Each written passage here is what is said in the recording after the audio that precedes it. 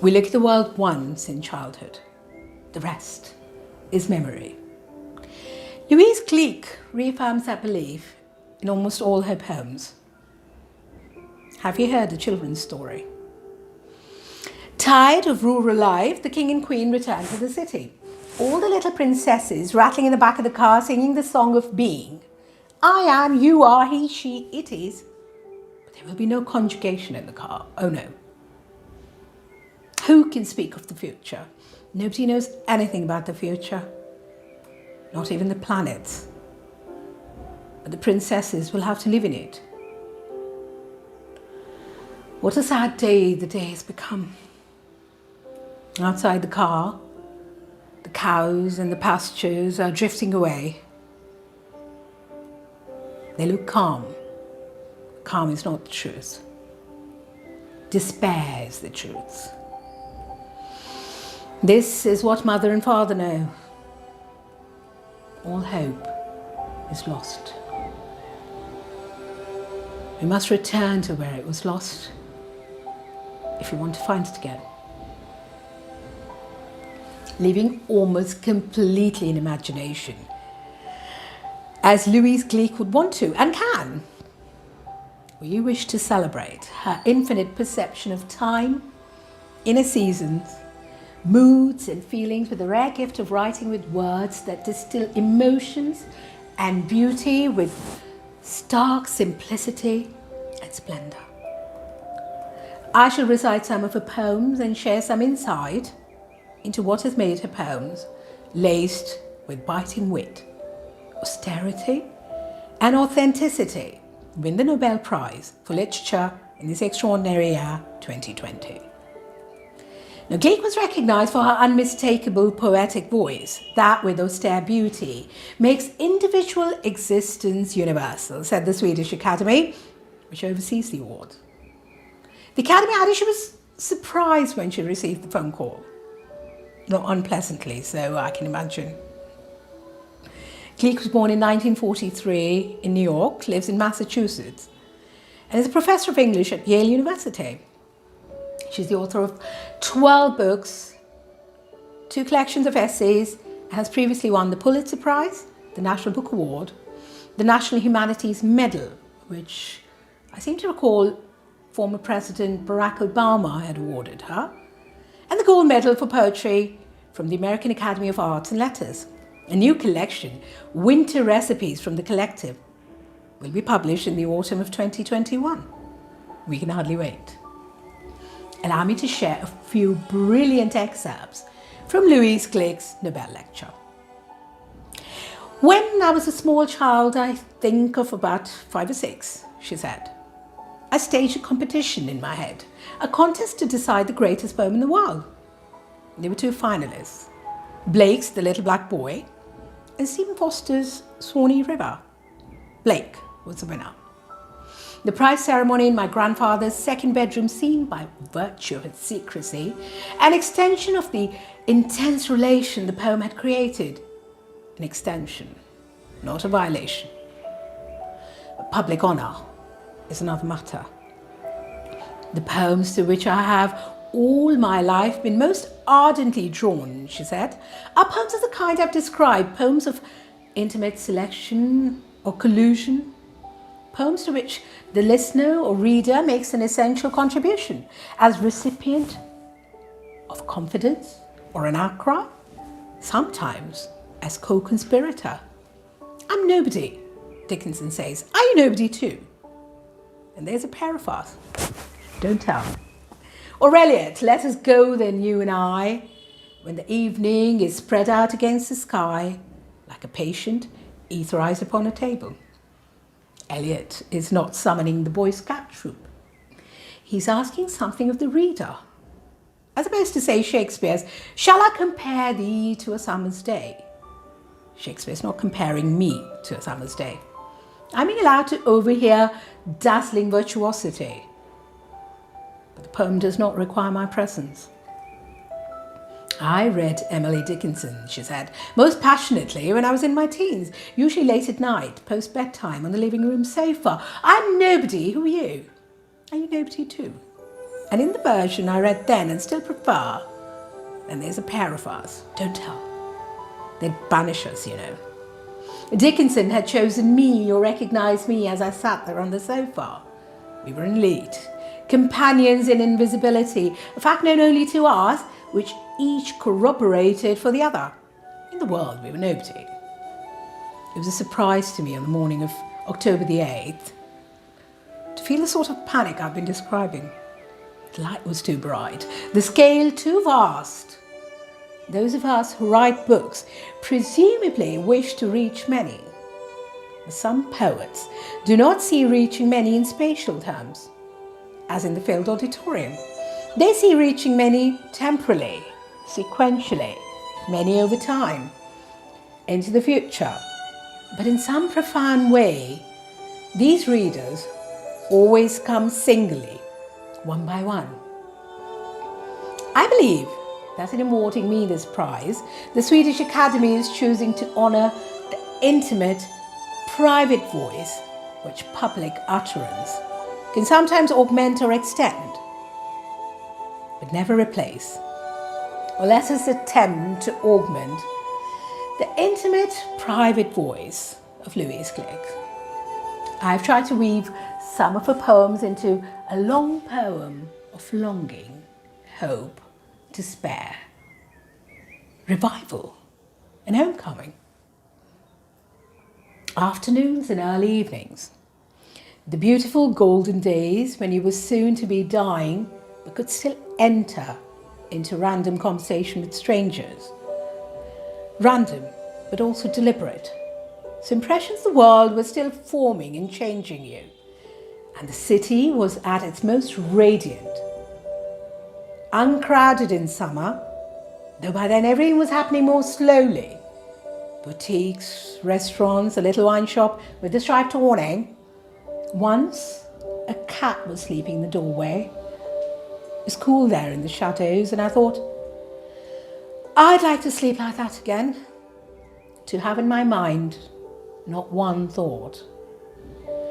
And later, we would eat polpo and saganaki, the waiter cutting leaves of oregano into a saucer of oil. What was it? 6 o'clock. So when we left, it was still light and everything could be seen for what it was. And then you got in the car. Where did you go next?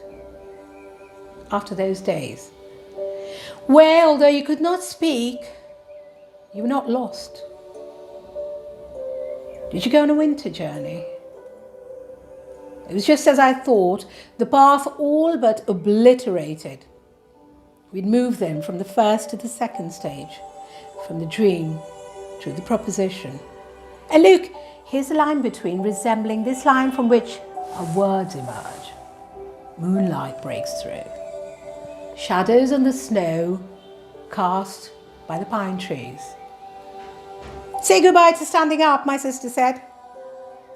We were sitting on our favourite bench outside the common room, having a glass of gin without ice. It looked a lot like water. So the nurses smiled at you as they passed, pleased with how hydrated you were becoming. Inside the common room, the advanced cases were watching television under a sign that said, "Welcome to happy hour." If you can't read, my sister said, can you be happy? We were having a fine old time getting old. Everything hunky-dory, as the nurses said, though you could tell snow was beginning to fall. Not fall exactly, more like weave side to side, sliding round in the sky. Now we are home, my mother said. Before we were at Aunt Posey's, and between in the car, the Pontiac, driving from Hewlett to Woodmere. You children, my mother said, must sleep as much as possible. Lights were shining in the trees. Those are the stars, my mother said. Then I was in my bed. How could the stars be there and there were no trees? On the ceiling, silly. That's where they were. Perfect time to make a wish. Remember that time you made that wish? I make a lot of wishes. The time I lied to you about the butterfly. I always wondered what you wished for. What do you think I wished for? I don't know. That I'd come back. That we'd be together somehow in the end. I wish for what I always wish for. I wish for another poem. Well, here it is then. Vita Nova. You saved me. You should remember me. Spring of the year, young men buying tickets for the ferry boat. Laughter, because the air is full of apple blossoms. When I woke up, I realized I was capable of the same feeling. I remember sounds like that from my childhood. Laughter for no cause, simply because the world is beautiful. Something like that. Lugano. Tables under the apple trees, deckhands raising and lowering the coloured flags. And by the lake's edge, a young man throws his hat into the water. Perhaps his sweetheart has accepted him. Crucial sounds or gestures, like a track laid down before the larger themes, and then unused, buried. Islands in the distance. My mother holding out. A plate of little cakes, as far as I can remember, changed in no detail. The moment vivid, intact, having never been exposed to light. So that I woke elated at my age, hungry for life, utterly confident. By the tables, patches of new grass, the pale green pierced into the dark existing ground. Surely spring has been returned to me this time, not as a lover, but a messenger of death. Yet it is still spring. It is still meant tenderly. You saved me. You should remember me. What of happiness? What is happiness? A man and a woman lie on a white bed. It is morning, I think. Soon they will waken. On the bedside table is a vase of lilies. Sunlight pools in their throats. I watch him turn to her as though to speak her name. But silently, deep in her mouth, at the window ledge, once, twice, a bird calls, and then she stirs, her body fills with his breath. I open my eyes. You're watching me. Almost over this room, the sun is gliding. Look at your face, you say. You look so calm. Look at your face, you say, holding your own close to me to make a mirror. And the burning wheel passes gently over us. Reminds me of the wild iris. At the end of my suffering, there was a door. Hear me out. That which you call death, I remember.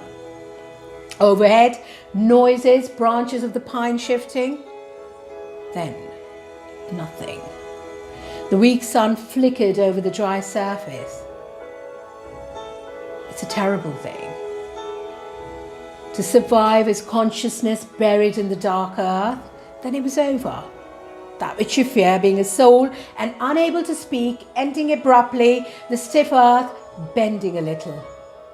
And what I took to be, birds darting in low shrubs.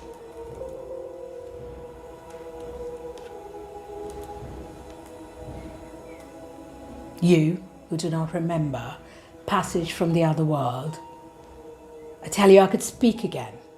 Whatever returns from oblivion returns to find a voice. Indeed. From the center of my life came a green fountain. Deep blue shadows in azure seawater. With snowdrops and revival. Do you know what I was, how I lived? You know what despair is then? Winter should have meaning for you. I did not expect to survive, earth suppressing me. I didn't expect to waken again, to feel in damp earth, my body able to respond again, remembering after so long how to open again in the cold light of the earlier spring. Afraid, yes, but among you again, crying, yes, risk joy in the raw wind of the new world. Like Nostos. There was an apple tree in the yard. This would have been 40 years ago, behind only the meadows. I stood at that window, late April. Spring flowers in the neighbour's yard. How many times really did the tree flower on my birthday? The exact day, not before, not after. Substitution of the immutable for the shifting, the evolving. Substitution of the image for relentless earth. What do I know of this place? The role of the tree for decades taken by a bonsai. Voices rising from the tennis courts. Fields. Smell of the tall grass. New cut, as one expects of a lyric poet. We look at the world once in childhood. The rest is memory.